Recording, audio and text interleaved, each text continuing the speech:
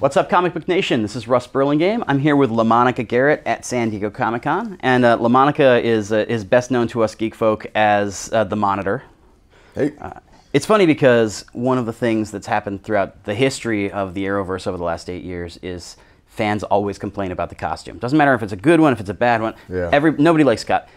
Everybody likes yours. How gratifying was it to have that first shot go out and have everybody in the world just go, this dude is right? That did feel good. And I have seen fans like jump on different, costumes, and even if they're good costumes, it's not accurate. It's, exactly. But the Monitor, it's old school. The people that did talk about it, they said it looked too old school. Mm-hmm. But we did our job then. So yeah, it's really fresh off the page. I also kind of feel like old school is okay for an ancient immortal being. Yes, for like he's billions of years old. Yeah. Like if he's not old school, then get rid of the word. Mm-hmm. So first of all, did you shoot the second half of the Arrow, the deal with the devil, so to speak, when you were doing Elseworlds, or was that when you were there for the finale? No, we went back and reshot some of the stuff, yeah. And they kind of cut it together and, did that stuff. How hard has it been for you, like, because you're one of us, like, you love this stuff. How hard has it been for you to know, like, oh yeah, like, Oliver Queen's gonna die, like, all of these things that you've known for months and months that you had to sit on until it came to TV or came here to Comic-Con? It's a lot of the stuff I'm just finding out about as well, like with everyone else. And some stuff, like when I get the scripts that come in, they read to me like a comic book issue. So I read it as a fan first, and then I go back and reread. All right, now I got to study, I got to focus, I got to, what's going on.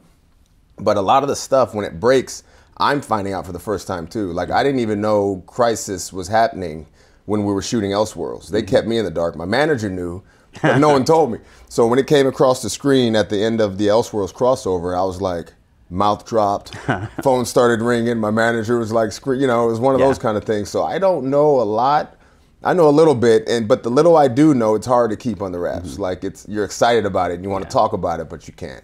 Well, and you're in a really weird position relative to these Arrow shows, because for the most part, like the big crossovers and the big events, they all revolve around somebody who's a series regular, somebody who is in the room with the producer every day. Yeah. That's not your situation. You're a guest star, but like you are the focus of a lot of this stuff. Yeah. So is it a little weird to like have fans come to you and say, hey, I know this, and you got to go to the producers and be like, is this true? Can I confirm it? Yeah, and that's been especially down here, Comic-Con, like that's been happening left and right. And it's one of those, and I'll see a producer, or showrunner or whatever, pull him to the side, like, man, when did you know about this? Like what else is going on? Tell me, I need to know. But it's fun though, like the fans knowing about different things, and it means the energy is up, and they can't wait for the Crisis to happen. Obviously, you're not new at this. You've been around you've done some really cool stuff outside of the Arrowverse, but it's got to be cool, the Brandon thing, like the idea that you're going to be on screen with the Superman who was already Superman in a major motion picture 20 years ago. What was it like, kind of finding out about that? That was kind of surreal too, and that's bringing the DCEU. Like it's DC TV. There's two separate worlds, but bringing that component. I think the sky's the limit for Crisis. Like, who knows, leading up to it, how many more people are going to jump on board. And another one of those moments, like the Brandon moment, like being opposite him, was with John Wesley Shipp in the teaser. Yeah. From, the Elseworlds teaser coming in. And that was one of those moments where I had to pinch myself, like seeing him crawl through the mud. The actor was like, this is John Wesley Shipp. This is old school Flash. And I had to recalibrate, check back in. I'm the Monitor. I got a job to do. Yeah. But I fanboy out a lot over here. One of the things, actually, I'm gonna take credit for this because we talked about this last night.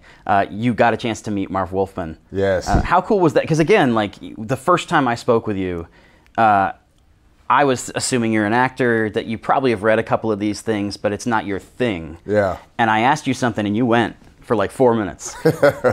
So how cool was it to like get a chance to shake hands with him and be like, yeah, this is the genesis of the creation. That was probably the highlight of my Comic-Con, and you did that, so yeah, I appreciate that. It's literally because you're a nice guy, and I wanted to make sure you did it. Yeah, so. No, like I have one comic book in my bag that I brought, and we're going to the convention center. I have one person that I was trying to meet today to get to sign my Crisis issue, orange or a gold marker to go with the 50. Like, just I had this idea, and I met him last night, and that was the first meeting, and I told him I'll be back tomorrow when you're at your booth, and I'm gonna come over so you can sign my issue. That was awesome, man. Are you having trouble navigating the floor yet, or is it still kind of early enough days that when you're out there, people don't necessarily recognize you until there's people around? I've been getting a lot of Sons of Anarchy and Designated Survivors, because that's clean cut. That's what it was. And I've been kind of skating under the radar without the mutton chops. Yeah. But once someone notices that's the Monitor, then it's like, then the crowd starts. Yeah. But it's pretty low key right now. Yeah. Well, that's actually funny, because that's last night at the party. You walked in and I recognized you, but the folks who were with me were like, "What happened to this?" I was like, "That can't be all the time." The muttons, it's a process. Putting the braids on, the muttons, the suit takes about a half hour. Like, it's about 90 minutes to get dressed every time I go to work. So, yeah. Now, before you go, I have to ask, because the thing that I've heard is you're going to be the anti-Monitor. Yeah. So, first of all, have you seen that suit yet? I have. Yeah. Mark showed me the layout for it, and it's one of the best things I've ever seen. Like, just the Monitor is an obscure character for a lot of people.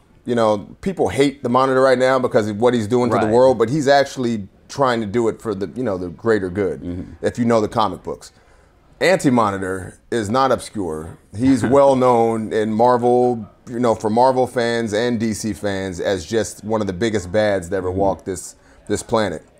So when they told me that, I kind of got a little misty-eyed. I got a little emotional, and I was like, "Are you kidding me?" Like, I've always wanted to be in the comic book world, and you're telling me that I could play the Monitor and the Anti-Monitor in the same, universe, in the same Arrowverse. Like, that was a surreal moment when I found out. And I just found that out maybe 2 weeks ago. Nice. So they knew from the beginning, right? Obviously, but I didn't know about it. So, as an actor, is it kind of cool, the idea? 'Cause, I mean, you have played a lot of complex characters. The Anti-Monitor is the opposite. You get to be just straight up evil all the time. And when I found out about that, I was on set, and Arrow, they were prepping for their first episode. It was in Vancouver, and I talked to Bam, the director, and I was like, and he was like, "Yeah, man, I thought you knew." Like, no one tells me anything. And he already saw my mind spinning, like, doing research, Anti-Monitor research in my head. And he was like, "Slow down. You still got a lot of Monitor to go before you jump into that skin." So I was like, my mind's already racing of what I can bring to this character to bring him to life. Yeah. The last thing I'll ask about that, and you may or may not be able to say, are you going to look like you, or are you going to have the face? Do you know? I can't say what that is. That's going to be like, some stuff has to be left to the imagination and the surprise of the audience. But it's really an awesome get up from top to bottom. It's night and day different than the Monitor. So I think you'll dig it. I mean, Anti-Monitor's had a lot more stories than Monitor. At the end of the day, are you like, maybe I get to fight Darkseid down the line? Oh, that'd be awesome, man. That when I first got the character, the Monitor, I didn't know I was reading for the Monitor, and they said he's this nearly omnipotent, this of otherworldly figure. I thought Val Zod first, because they said Kryptonian. Yeah. Now maybe that's code word for something else. Maybe I'm Darkseid. And I'm like, they're not bringing Dark. Like, my mind started racing, but Anti-Monitor and Darkseid on screen fighting, that would just be insane. That would be fun. We'll see. Who knows? Last thing, and then I'll let you go. If you, as a fan, had one thing that you could unilaterally say, okay, this is going to be in Crisis, this is the world that we're going to make sure to see, what would it be? That was going to be in Crisis? Like, if you had one, like, this is a movie or a TV show that I'm going to make sure gets a cameo in this crossover. Character. A character or a show, or a world. Or a world. Yeah.